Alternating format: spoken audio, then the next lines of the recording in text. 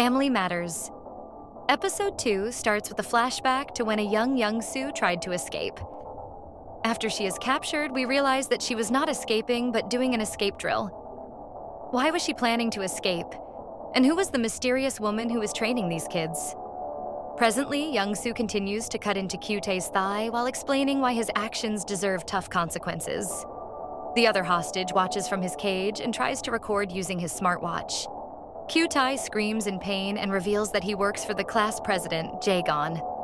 The scene cuts to Jaegon making the videos in his room, feeling proud of his perverted self. Soo sarcastically laughs, noting she will have to sew Kyutae back together, and the lad faints from pain.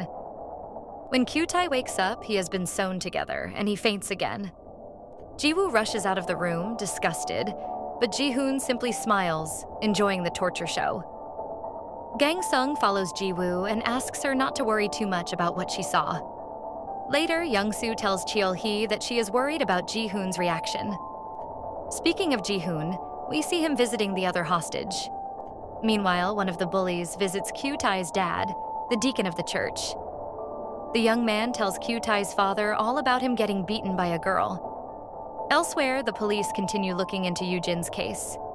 They look into all the CCTV footage of roads leading in and out of the Kumsuro Trail. They spot the family's van and the other car tailing it, but only one of the detectives finds it weird.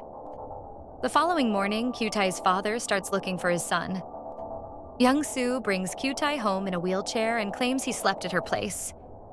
She explains she asked Kyutae to visit so she could warn him about bullying and reconcile the children.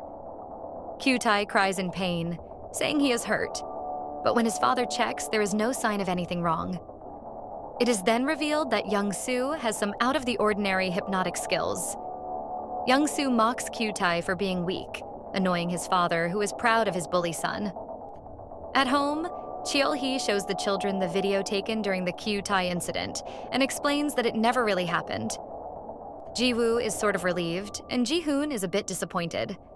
Gangsung calls the skill brain hacking and explains how it works. He adds that Soo can also erase memories, among other things. Of course, the kids have many questions, but they run late for school. On the way to school, Jihoon asks Jiwoo to give their mom a chance. Jiwoo still finds it hard that they are not allowed to use social media or have phones. Jihoon reveals that he has seen his mom use her powers before. He vividly remembers Soo dealing with the abusive husband of their former neighbor. They see Jaegon and decide that they should each handle their own problems. As Gangsung continues to note all the CCTV cameras in the area, Pastor Yoon tries to hold the community together. He talks to Deacon Joe and scolds him for being late.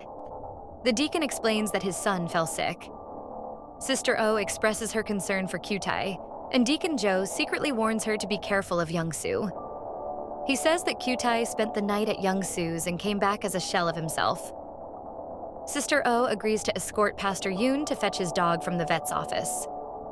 While there, she tries to be snoopy, but when she uncovers the cage, everyone is shocked to see it is empty.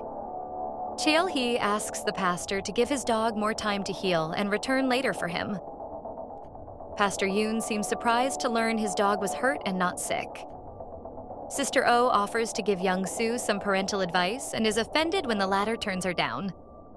After the guests leave, Cheol-hee and Soo wonder what happened to their hostage. It looks like someone set him free. They suspect the kids, but they are still at school. Meanwhile, at school, Jihoon flirts with Mi-jung while Jiwoo teases him.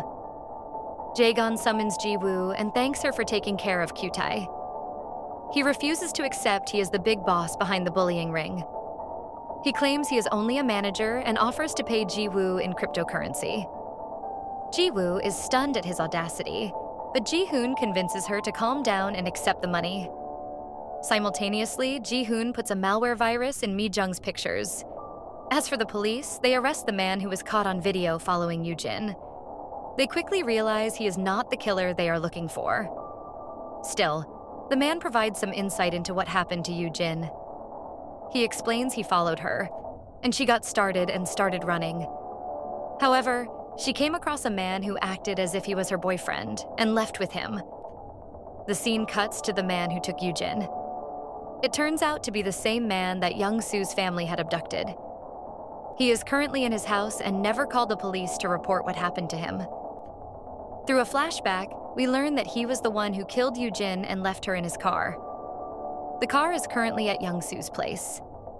Speaking of Young-soo, the family calls for a meeting, and Gang-sung agrees to give each one a chance to ask one question. The kids deny setting the hostage free.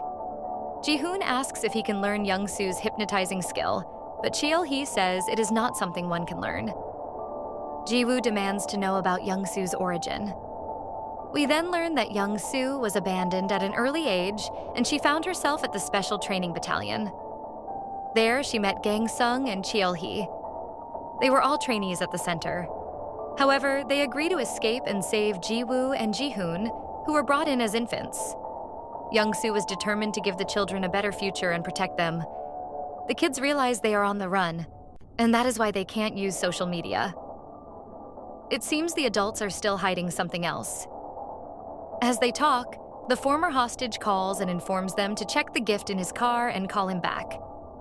Young-soo and Cheol-hee discover Yoo-jin's body in the trunk of the car and call the former hostage back. He threatens to expose them, but once he checks his video, there is nothing criminal to report. He then adds he is the wanted serial killer, but Young-soo and Cheol-hee don't believe him. They think he doesn't suit the profile. The family comes together and decides to clean up the car and deliver it to the police station. Gang-sung gives them costumes to hide their faces as they push the car outside the police station. However, before this, they offer some prayers on Yoo-jin's behalf. The next morning, the media reports on Yoo-jin's body and how the killers left it outside the police station. They argue that the killers were mocking the police. However, that was never the intention of the family. After the incident, the family grows closer. Young-soo is happy to see Ji-woo slowly warming up to her. She then reveals that she knows that Gang-sung set the hostage free and questions why he did it. If you're watching this channel for the first time, hit the subscribe button and watch other episodes. Until then, it's me, Mitsubishi, signing off.